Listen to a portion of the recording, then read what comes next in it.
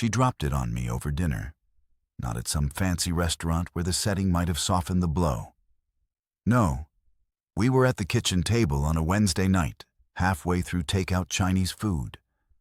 "I think we should pause our marriage," she said, stabbing at her low mane like she just suggested we pause a Netflix show. I set down my fork.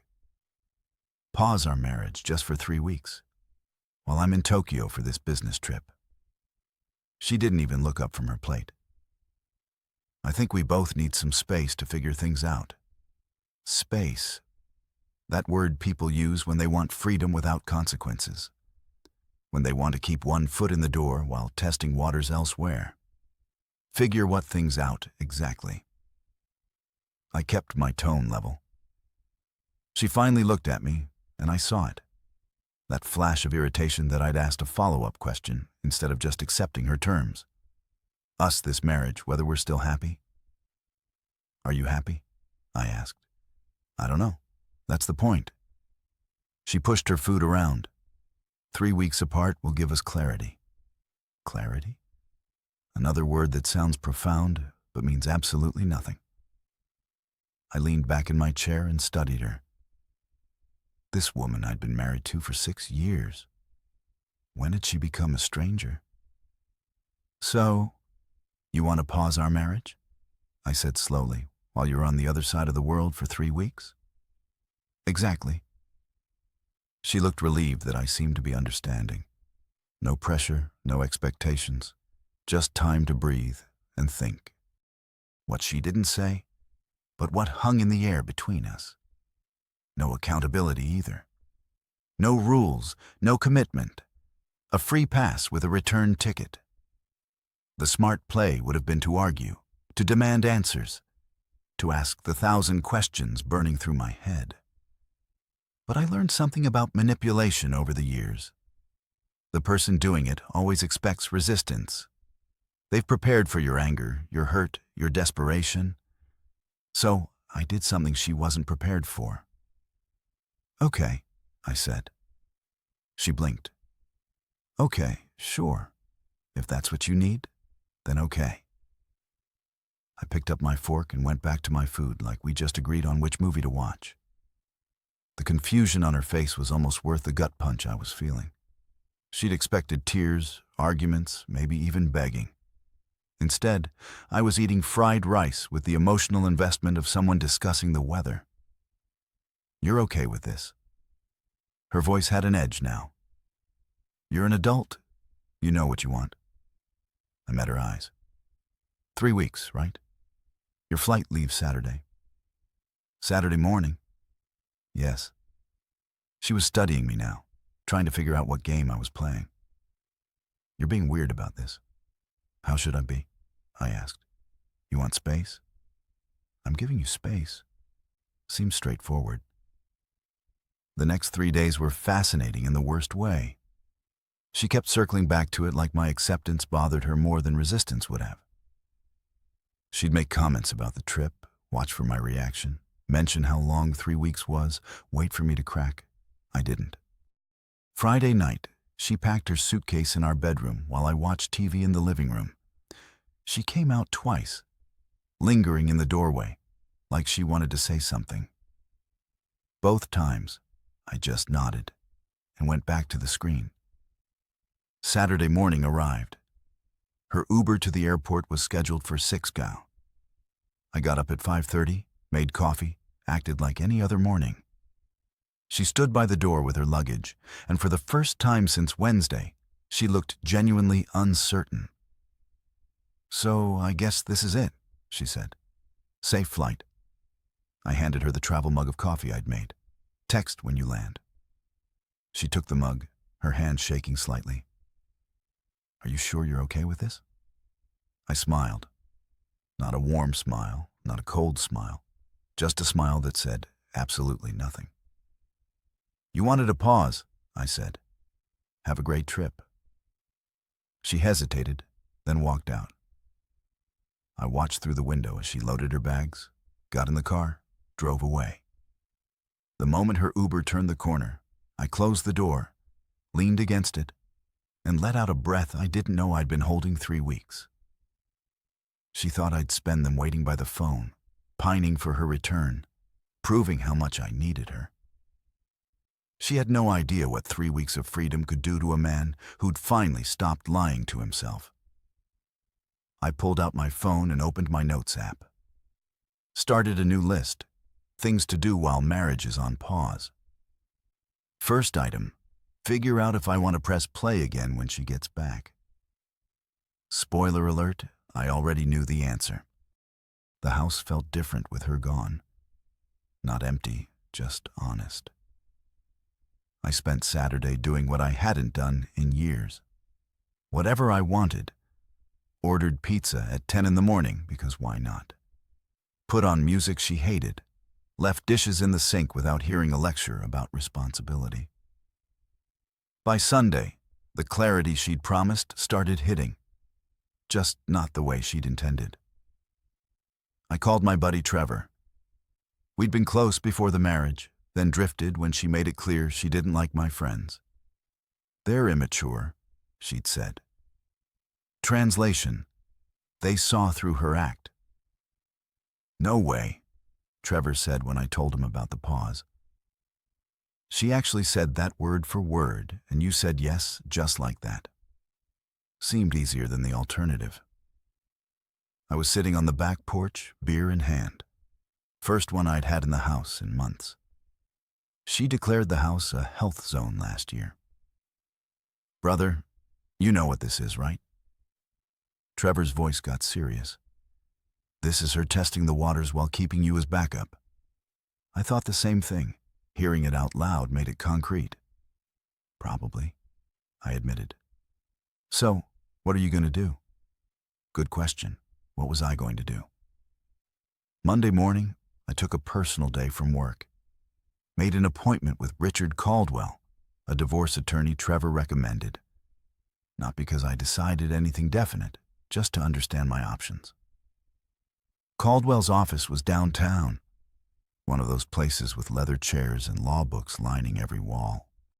He listened to my story without interrupting, taking notes on a yellow legal pad. Let me ask you something, he said when I finished. Do you think she's coming back ready to fix this marriage? Honestly, I think she's coming back expecting to find me broken and grateful she returned at all. He nodded slowly. I've seen this pattern before. The spouse who asks for space usually isn't looking for answers. They're looking for permission. Permission for what? To do whatever they want, without technically being the bad guy. They can say we were on a break and avoid responsibility. That tracked. She'd been careful with her words. Not separation, not divorce, just a pause. Plausible deniability wrapped in therapy speak. What would you do? I asked. If you were me, Caldwell leaned back. I'd use these 3 weeks to get my ducks in a row. Financial records, property assessment, understand your rights. If she comes back and you decide to work it out, great. You've lost nothing but some consultation fees. But if she comes back expecting you to just accept whatever happened in Tokyo, he shrugged. You'll be prepared instead of blindsided. I left his office with a folder full of documents to gather in a strange sense of relief. I wasn't planning for divorce. I was planning for self-respect. That afternoon, I did something else I hadn't done in years. Hit the gym. Not the one she'd picked out with the organic smoothie bar and yoga studios. The old school place with free weights and guys who actually broke a sweat. Felt good. Felt like reclaiming something I'd lost. Tuesday, my phone buzzed. Text from Tokyo. Settled into the hotel. Time difference is brutal. Miss you. I stared at it for a long moment. Miss you. 2 words that would have made my chest tight 6 months ago. Now they just felt like checking a box. I texted back. Glad you made it safe. Get some rest. Short, polite, 0 emotion. 3 dots appeared, disappeared, appeared again. Finally, that's it. I could feel her frustration through the screen. She wanted more. Wanted me to pour out feelings, ask questions, give her the attention she'd put on pause. What else should I say? I replied. The dots appeared and disappeared twice more. No response came. Wednesday, I started going through our finances properly. Not snooping, just looking at what was mine, what was ours, what would be fair. Turned out we kept things pretty separate. My income, my accounts, her income, her accounts. Joint account for bills, made things simpler, made things clearer. Thursday she called. Video call at 8 p.m. My time, which meant Friday afternoon for her. I answered. She was in what looked like a hotel room, professional but tired. Hey, she said. Haven't heard much from you. Been busy? How's Tokyo? Interesting. Meetings are intense. She paused. I've been thinking about us and I guess I expected you to be more upset about this pause thing. I almost laughed. You wanted me upset? No, You're acting like it doesn't matter. You asked for space. I gave you space. Did you want me to handle it differently? She looked frustrated. You're being weird. Distant. I'm being respectful of your boundaries, I said calmly. That's what you wanted, isn't it? She opened her mouth, closed it, tried again. I'm starting to wonder if you even care about this marriage. And there it was. The trap. If I said I cared, I'd be the desperate husband she could manipulate. If I said I didn't, I'd be the villain who gave up without trying. I care about being in a marriage where both people want to be there. I said, do you want to be here? That's what I'm trying to figure out. Then figure it out. That's what these 3 weeks are for, right? I kept my tone neutral. You've got 2 and 1-2 weeks left. Use them. We ended the call shortly after. She looked more confused than when we'd started. Friday night, Trevor came over, brought beer and burgers. You look different, he said, studying me over his food. Different how? Like you've been sleeping better. I had been. No walking on eggshells.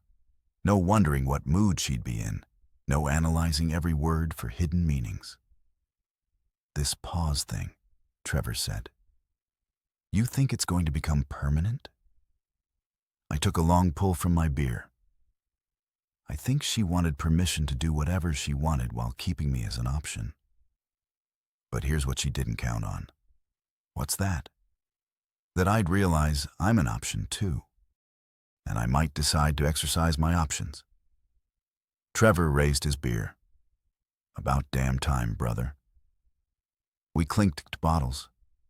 The first week without her was ending, and I discovered something she probably hadn't wanted me to find. Life without the constant manipulation. It was genuinely good. 2 more weeks until she came back expecting to find me grateful and broken. She was going to be very disappointed. Week 2 started with a shift in her messages. They came more frequently now, more probing. Went to this amazing dinner last night. Rooftop restaurant overlooking the city. Wish you could see it. Translation, I'm having experiences without you. Feel jealous yet? I sent back a thumbs up emoji. That's it. Just a thumbs up. 10 minutes later, that's your response. Sounds nice. I typed, enjoy yourself.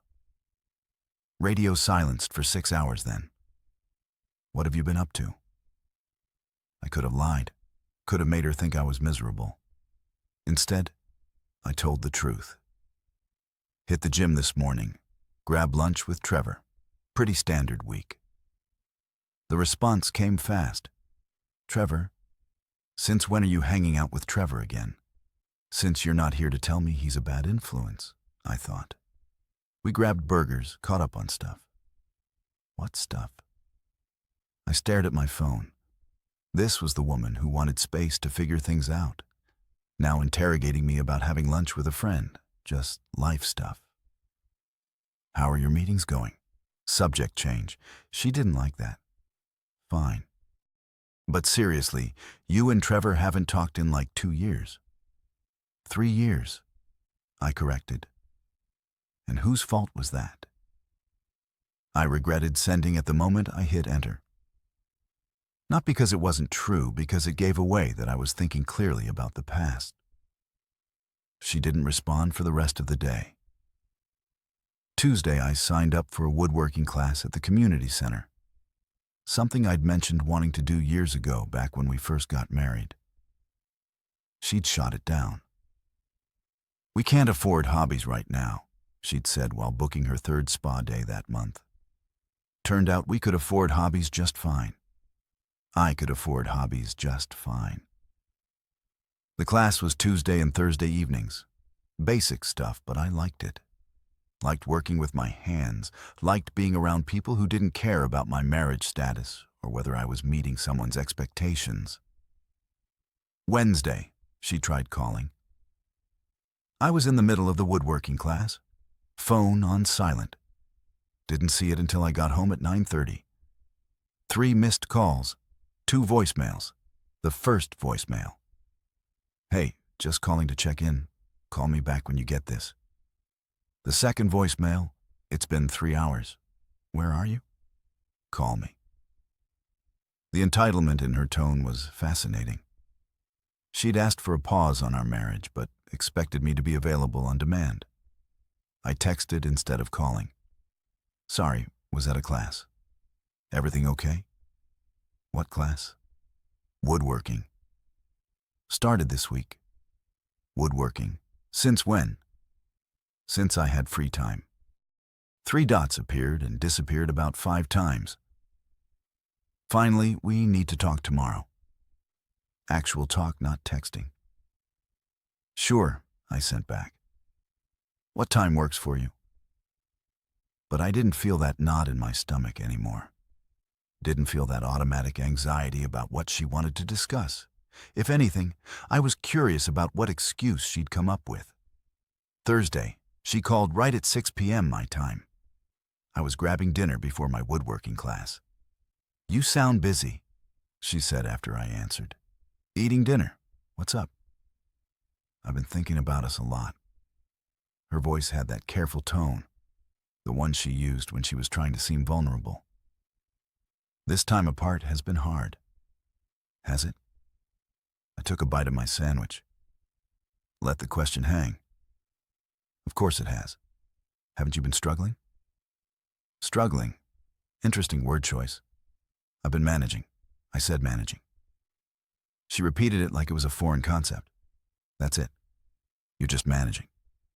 What did you expect? I don't know. Maybe some indication that you miss me, that this pause is affecting you. I set down my sandwich. You asked for space to figure out if you're happy in this marriage. Did you want me to spend 3 weeks begging you to come back to prove I need you? Silence. Because that's not happening, I continued. You wanted clarity? I'm getting clarity too. What does that mean? Her voice rose slightly. It means I'm realizing some things while you're gone. Like what? Like how much easier it is to breathe when I'm not constantly worried about saying the wrong thing or doing the wrong thing or being the wrong thing. More silence then? That's not fair, isn't it? When's the last time I did something for myself without checking with you first? When's the last time I saw my friends without getting a lecture about priorities? I never stopped you from seeing your friends. I almost laughed. You didn't have to stop me. You just made it so miserable every time I did that, it became easier not to. I can't believe you're saying this. Her voice cracked slightly. I thought this time apart would help us. And you're using it to build a case against me. I'm not building anything. I'm just seeing things clearly for the first time in years. So what? You're done? You've given up on us? I haven't given up on anything, I said calmly. But I'm not going to pretend the last few years have been healthy just because it's uncomfortable to admit. She was crying now. I could hear it in her breathing. A year ago, those tears would have broken me, would have had me apologizing, backtracking, doing whatever it took to make her feel better. Now, I just felt tired. Look, I said, you've got another week and a half in Tokyo. Finish your trip. Figure out what you want. I'll be here, will you? The question came out sharp. Because it sounds like you're already gone. I'm exactly where you left me, I said. But I'm not waiting around like a lost puppy. That's not who I am. We ended the call shortly after. I sat in my car for a few minutes, processing. Then I drove to my woodworking class. Friday afternoon, Trevor called. Dude, you're not going to believe this, he said. What? Katie ran into your wife's friend Melissa. Apparently, Melissa got a call from Tokyo last night. Your wife was crying about how you've changed, how you're being cold, how she thinks you're going to leave her. She said that word for word, according to Katie. Melissa asked what she expected, taking a break from her marriage. Your wife apparently said she just needed to clear her head, not lose her husband. I couldn't help it. I laughed, genuinely laughed. What's funny? Trevor asked. She wanted a pause. She's getting a pause, but she still wants me on standby, ready to jump when she snaps her fingers. So, what are you going to do? Finish my woodworking project? Hit the gym? Maybe grab dinner with some people who actually value my time? And when she gets back, I looked around my living room, at the space I'd reclaimed, at the life I'd started rebuilding. When she gets back, she's going to find out that pressing pause gave me time to realize I don't need to press play again. Trevor was quiet for a moment. You sound different, man. Stronger. I feel different, I admitted. Turns out 3 weeks of not being manipulated does wonders for your mental health. That weekend, her messages became almost frantic. Photos of Tokyo, long texts about her day, questions about mine. Each one more desperate for engagement than the last. I responded to all of them. Polite, brief, emotionally neutral. And with each short response, I could feel her panic growing 8,000 m away. 9 days left until she came home. 9 days for her to realize that the pause she'd asked for had become the space I needed to find myself again. And there was no going back from that. I was finishing my bench press set when my phone buzzed on the gym floor. Saturday morning, 9 days into her 3-week trip. Text from her flying back Monday. Need to talk in person. No question mark. No asking if that was okay. Just an announcement. I wiped the sweat off my face, stared at the message. She was coming back a full week early. Everything good? My gym buddy Carter asked, re-racking his weights. Wife's cutting her trip short. The one on the marriage pause. Carter was new to my life. Met him at this gym. Former military. No tolerance for nonsense. That's interesting timing, isn't it? You ready for that conversation? I thought about the divorce papers sitting in my desk drawer. Not filed, just prepared. Just in case. Yeah, I said. I'm ready. Monday came faster than expected. I took the day off work, cleaned the house, not because she expected it, but because I wanted to. Finished the cutting board I'd been making in woodworking class. Went for a run. Her flight was supposed to land at 2 p.m. She'd texted she'd take an Uber straight home. I was ready by 1 hour. Sitting in the living room, cutting board on the coffee table, mentally prepared for whatever was coming. She walked through the door at 3:15. 2 massive suitcases, looking exhausted and somehow different. Hair was shorter, clothes were new. Hey, she said, setting down her bags. Welcome back. How was the flight? She looked around the house like she was seeing it for the first time, taking in the changes. The gym equipment in the corner I'd bought last week. The woodworking magazines on the side table. The lack of her usual clutter. The house looks different, she said. I've been keeping busy. She picked up the cutting board, ran her fingers over the smooth walnut wood. You made this. Finished it yesterday. Woodworking class, right? The class.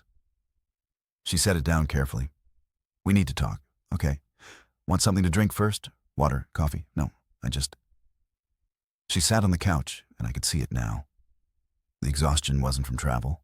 It was from stress. I made a mistake. Which mistake are we talking about? She flinched at my tone. The pause asking for space. All of it. Why was it a mistake? Because I thought time apart would help me figure things out. But instead it just made me realize what I have, what I could lose. I sat in the chair across from her, not beside her on the couch. The distance was deliberate. What changed? I asked. 9 days ago you needed 3 weeks to figure out if you were happy. Now you're back early saying it was a mistake. She looked down at her hands. I talked to Melissa. She mentioned running into Trevor's girlfriend, said, "You seem different. Happy, and that bothered you. It scared me." She corrected. "The thought that you were moving on, that you didn't need me." "I don't need you," I said quietly. Her head snapped up. "What? I don't need you." That's what these 9 days taught me. I can function just fine on my own. Better, actually. So that's it. You've already made up your mind. You asked for a pause. I gave you one. But pauses work both ways. While you were in Tokyo figuring out if you wanted this marriage, I was here figuring out the same thing. And her voice was barely a whisper. I've spent the last 9 days reconnecting with friends you pushed away, doing hobbies you dismissed, going to the gym without hearing about how it's taking time away from us. And you know what I realized? She didn't answer. I realized that being alone felt better than being with someone who makes me feel alone. Anyway, tears started running down her face. You're saying you want a divorce? I'm saying that this pause showed me what our marriage actually is. You control everything. Who I see, what I do, how I spend my time. And the moment you loosen that control for 9 days, you panic and come running back. That's not fair. I was trying to work on myself by going to Tokyo. I cut her off by asking for space from your marriage while on a business trip. What exactly were you working on? She stood up, pacing. Now, I know it sounds bad, but I genuinely needed time to think to figure out what I wanted. And what do you want? I want us. I want this marriage to work. Why? I stood to, keeping the coffee table between us. Because you actually want it, or because you don't like the idea of me being okay without you? That's not answer the question. If you came home and found me devastated, begging you to stay, would you respect me, more or less? She froze. The answer was written all over her face. That's what I thought. I said you wanted to come back to me broken so you could be the one who fixed things on your terms, under your conditions. I didn't. You did. And when you heard I was doing fine, you cut your trip short. Not because you missed me, because you were losing control. She was crying harder now. I love you. Maybe you do, but love isn't enough when it comes with manipulation. So what now? She wiped her face. You've made up your mind. That's it. I walked to my desk, pulled out the folder Caldwell had prepared, set it on the coffee table next to my cutting board.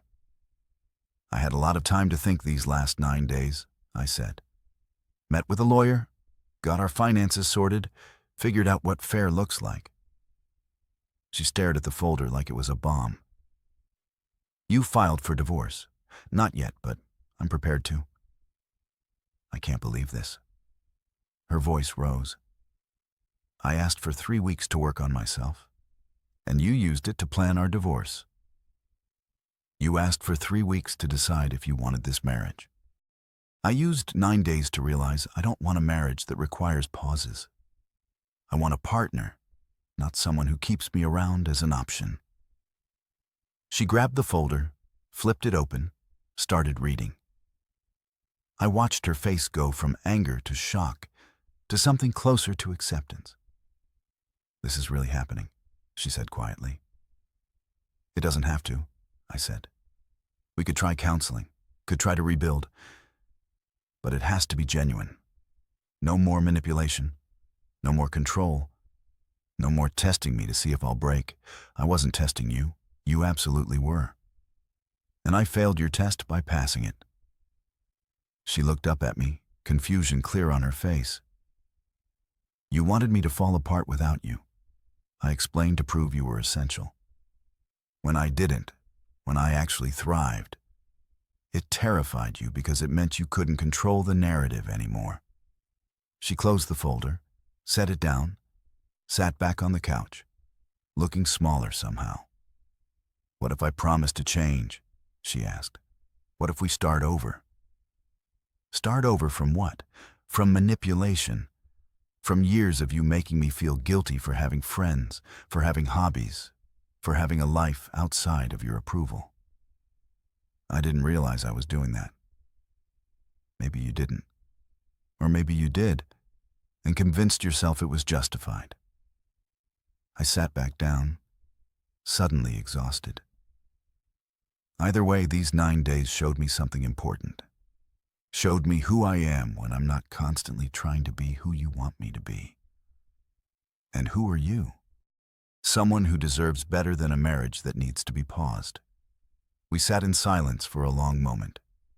The cutting board sat between us, solid and simple and honest. A reminder that I'd built something with my own hands while she was gone. I'm staying at Katie's tonight, she finally said. Give us both time to process. Probably smart. She gathered a few things, threw them in an overnight bag, stood at the door just like she had 9 days earlier, but everything was different now. I really did miss you, she said quietly. I believe you. But missing someone and respecting them are two different things. She left without another word. I sat on the couch, picked up my cutting board, ran my hands over the wood I'd shaped, sanded, finished. She'd asked for a pause, expecting to find me broken when she pressed play again.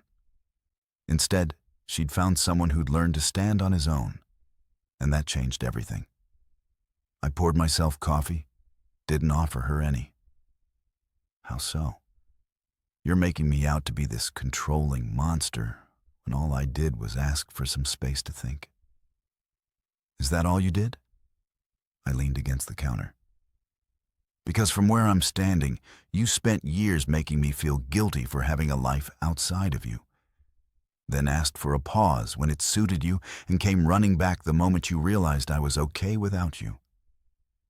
That's not what happened. Then tell me what happened. Why did you cut your trip short? She hesitated. I told you. I realized I made a mistake. Try again. And this time, be honest. Her face flushed. Fine. Melissa told me you were at the gym looking good. That Trevor mentioned you seemed lighter, happier, and it made me think that maybe you were moving on. So you came back to stop that. I came back because I love you. You came back because you didn't like losing control. I sat down my coffee. There's a difference. She sat on the couch, and I saw it. Then the shift from defensiveness to something else. Desperation, maybe. What do you want from me? She asked. You want me to admit I was wrong? Fine, I was wrong. The pause was a stupid idea. I should have just talked to you about my feelings instead of running away to Tokyo. And why didn't you?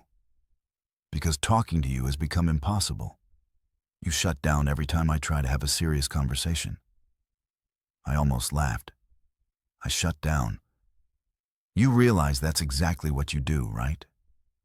Turn everything around so I'm always the problem. That's not. Last year I cut her off. I mentioned wanting to take a weekend fishing trip with Trevor. You turned it into a 3-day argument about how I wasn't prioritizing our marriage. Remember that? She looked away.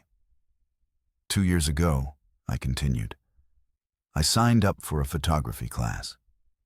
You guilt me into dropping it because the Thursday night sessions were our time together. Even though we spent those nights with you on your phone while I watched TV. You're keeping score now. I'm showing you a pattern, one you either don't see or refuse to acknowledge. I moved to the chair across from her. You control the narrative. You decide what's acceptable and what isn't. And when I finally stopped playing along, you panicked. So, what do you want? Her voice rose. You want me to gravel? To beg for another chance. I want you to understand why I'm done. The word hung in the air between us. Done. Final. No negotiation. You're serious about the divorce. It wasn't a question. I think it's best for both of us. How is destroying our marriage best for both of us? Because we're not happy. You're not happy, or you wouldn't have asked for a pause. I'm not happy, or I would have fought harder to keep you from leaving. She was crying again. We can fix this. We can go to counseling, work on communication. We're past that. I kept my tone even. You asked for space to figure out what you wanted. Well, I figured out what I want. I want a life where I'm not constantly walking on. I caught myself before saying the cliché phrase. I want a life where I can breathe without permission. That's not fair. I gave you plenty of freedom. Did you name one thing I've done in the last 3 years that you fully supported without making me feel guilty about it? Silence. Exactly, I said. In these past 9 days, I've done more things for myself than I have in 3 years combined. That tells me everything I need to know. She stood up abruptly. Fine. If you want a divorce so badly, let's do it. But don't pretend you're the victim here. I'm not the victim. Neither are you. We're just 2 people who shouldn't be married anymore. Because I made one mistake. Because you made 1,000 mistakes, and this was just the first one I finally recognized for what it was. I stood too. The pause wasn't the problem. It was the symptom. You wanted an escape hatch while keeping me on standby. That's not a marriage. That's insurance. I hate you right now, she said quietly. I know, but you'll get over it. And eventually, you might even realize I'm right. She grabbed her bag, headed for the door, stopped with her hand on the knob. I'm going to tell everyone you gave up on us. She said that you threw away 6 years without even trying to fight for it. Go ahead, tell them whatever you want. People who actually know me will see the truth. And what truth is that? That I spent 6 years fighting for a marriage while you spent 6 years taking it for granted. The pause was just you finally admitting what I'd been feeling for years. She slammed the door on her way out. I stood there for a moment, then pulled out my phone. Called Caldwell. I'm ready to file, I said when he answered. You're sure? Completely. I'll have the papers ready by Friday. Can you come in to sign them? I'll be there. Thursday, she started calling. Left voicemails ranging from angry to apologetic to bargaining. I listened to each one but didn't respond. The last one came at midnight. I know you probably won't answer, but I need you to know something. I do love you. I always have. And I'm sorry that wasn't enough. I'm sorry I wasn't enough. But destroying what we had isn't going to make you happy. You're going to regret this. I deleted it without replying. Friday morning, I signed the divorce papers in Caldwell's office. He explained the next steps: service of process, waiting periods, division of assets. It was straightforward. We'd kept our finances mostly separate. The house was rented, not owned. No kids, no complicated entanglements. "This is one of the cleaner divorces I've handled," Caldwell said. "Should be finalized within a few months if she doesn't contest." "She'll contest," I said. "Not because she wants to fight, but because she'll want to maintain control as long as possible." He nodded. "I've seen that before. Just stay firm. Don't engage in the drama. Let the process work." I left his office feeling lighter than I had in years. This wasn't the ending I'd imagined when I got married, but it was the ending I needed. That night, Trevor came over with pizza and beer. "How you holding up?" he asked. "Better than I thought I would. Any regrets?" I thought about it. Genuinely thought about it. "No," I said finally. "The only regret is not doing it sooner." "She's been texting Katie," Trevor said, "asking about you, whether you're seeing anyone, whether you seem upset." "What did Katie tell her?" "That it's none of her business, and she should focus on herself." I smiled. "Katie's good people. She is, and so are you, brother. Don't forget that." We ate pizza and watched a game, and it felt normal. Felt like the before times when life wasn't a constant negotiation. My phone buzzed around 10 how. Text from her. "Can I come get the rest of my things tomorrow? What time works for you?" I replied, "Noon. I'll be here." Saturday at noon. She showed up with Melissa, brought boxes and bags. I stayed in the living room while they packed up her stuff from the bedroom. It took about an hour. When they finished, Melissa carried most of the boxes to the car while she stood in the doorway one last time. "This is really happening." She said it is. I keep thinking I'm going to wake up and we'll still be married. Still together. "We're still married," I pointed out, "just not for much longer. You sound so calm about it." "I am calm about it. This is the right decision." She shook her head. "I'll never understand how you can just turn off your feelings like that." "I'm not turning them off. I'm just choosing not to let them control me anymore."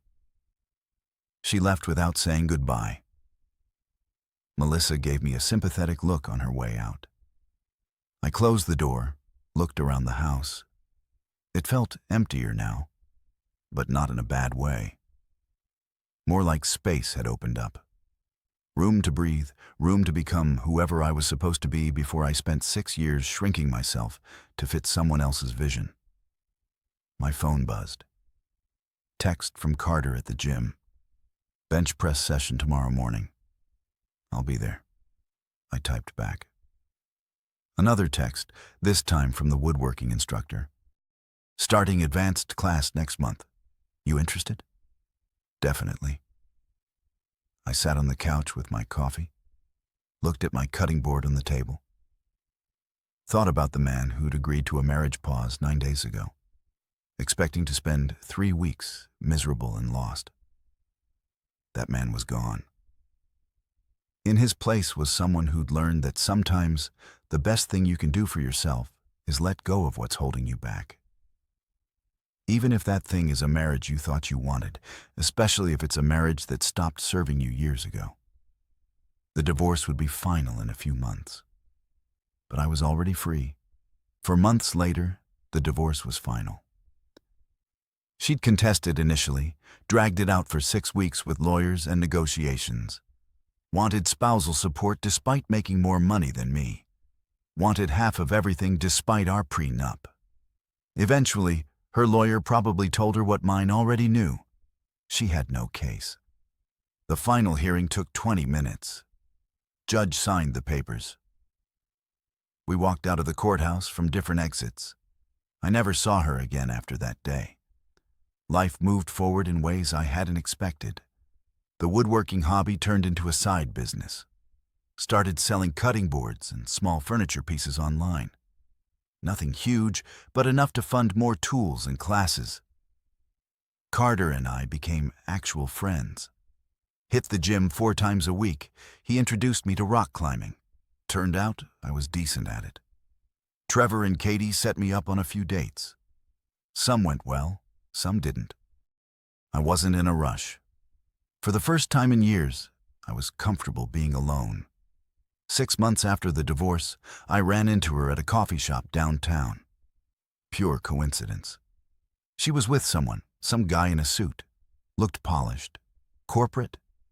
She saw me, froze. I nodded, kept walking to place my order. "Wait," she called out. I turned. "Hey, how are you?" she asked, leaving the suit guy at their table. "Good. You?" "I'm okay. This is weird, isn't it?" A little awkward silence. She looked different. Older somehow, or maybe just tired. "I heard you're doing woodworking now," she said. "Selling stuff online." "Yeah, it's going well." "That's good. I'm glad you found something you enjoy."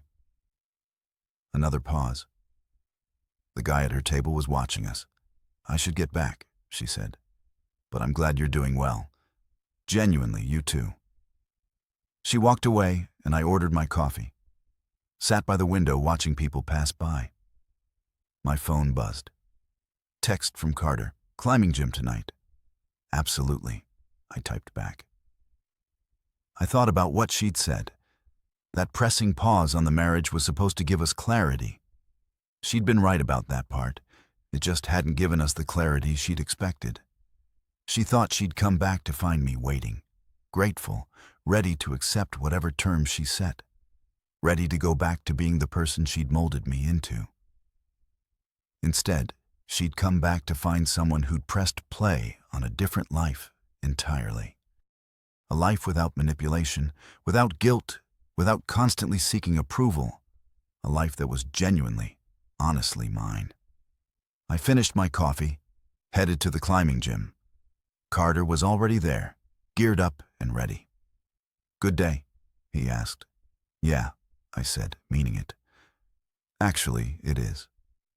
We climbed until my arms burned and my mind was clear. And somewhere in Tokyo, or maybe in that coffee shop, or maybe nowhere at all, the woman who'd asked for 3 weeks to figure out what she wanted was probably still trying to understand what went wrong. But that wasn't my problem anymore. I'd figured out what I wanted during those 3 weeks. And it turned out what I wanted was simple. Freedom, respect, a life lived on my own terms. She'd given me the space to find that, and I never looked back.